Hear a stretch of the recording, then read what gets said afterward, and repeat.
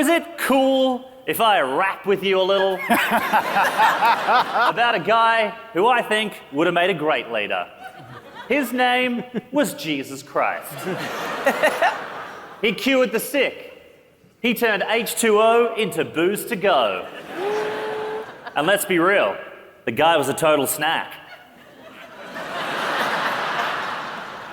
Damn, Jesus can get it. Jesus was exactly the kind of leader we deserve. But did they let him become a leader? No. They did the most horrible thing you can do to a person. They let Mel Gibson direct his biopic. Do we get the leaders we deserve? Of course we don't. Jesus never even got the chance to become a leader. When he died, he only had 12 followers. 12 followers doesn't make you a leader. It makes you the coach of a cricket team. With a 12th man, for anyone doing the numbers. Now, it is true, I will admit, that after he died, Jesus did get a lot more followers. But Jesus wasn't around to be a leader then. So instead, we got the church, and we got church leaders. Now, when I say the words church leader to you, how long did it take before you thought of their crimes? You may have heard of a book called the Bible. The Christians only wrote one book, bestseller. John Safran's written 3, still no luck. In the Bible, they talk about Jesus getting crucified, and then today, Easter Sunday, God brought him back from the grave. And here is the problem. I think Jesus was a great leader until he died. After that, gets a bit problematic, because here's the thing, right? According to the Bible, which I just read, page turner, a few people were crucified the same day as Jesus. Did you know this? But only one of them could call Daddy to get him out of trouble. That's right. Jesus Christ is the original Nepo baby. If Jesus was alive today, he would basically be Brooklyn Beckham. The son of David Beckham and Posh Spice, who was allowed to release a book of his own photography with this in it. Elephants in Kenya. So hard to photograph, but incredible to see. Yes, Jesus getting brought back to life on Easter Sunday was the first and last case of Middle Eastern privilege. Now, before anyone gets mad, I will say, I don't know a lot about religion, but look at me. I know a bit about privilege. Now, there's a reason we never get the leaders we deserve, right? People who want to be leaders are dorks.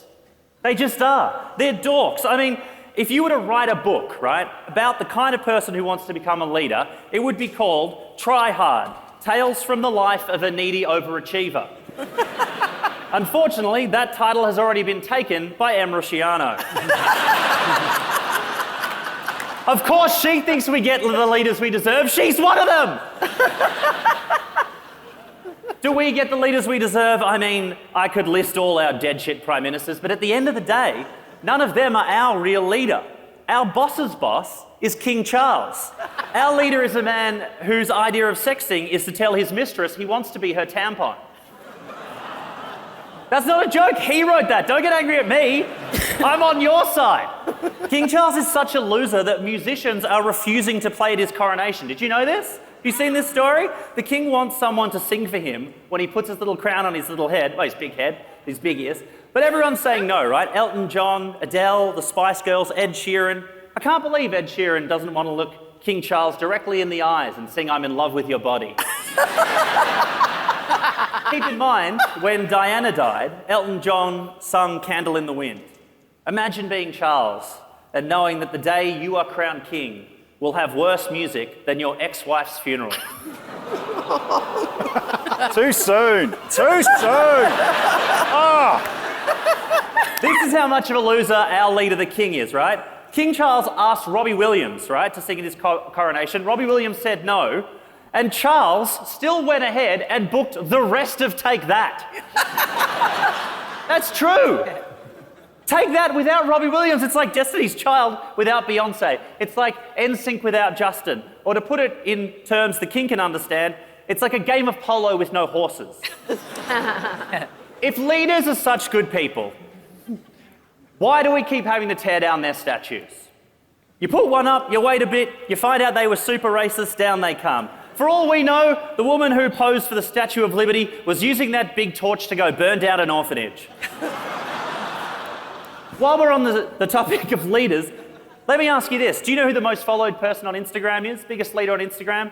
It's Cristiano Ronaldo, right? Soccer player, 564 million followers. So of course, they made a statue of him. This is it. No.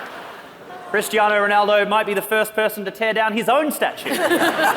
Look, the reason we can never get the leaders we deserve is that we are all different people. We all deserve different things. A teacher, a doctor, a nurse, they deserve different things to a murderer or John Safran. Seen here shaking hands with Pauline Hanson. The only fair way for us each to get the leader we deserve is for every single person on the planet to get their own leader, right? And how would that even work? It means every single person in Australia would have to hold an election for themselves. That's 26 million elections. I can feel Anthony Green getting erect at the very thought. But obviously, that's impossible, right? We never get the leaders we deserve, and we do deserve good leaders, right? Not just for me or for you, but most importantly, for poor Annabel Crabb. I mean, every time we elect some new numpty with shit for brains, Annabel has to have dinner with them. You know that question, who would you invite to your dream dinner party? Kitchen cabinet is the opposite of that. I think you deserved better. I think we all do. Thank you very much.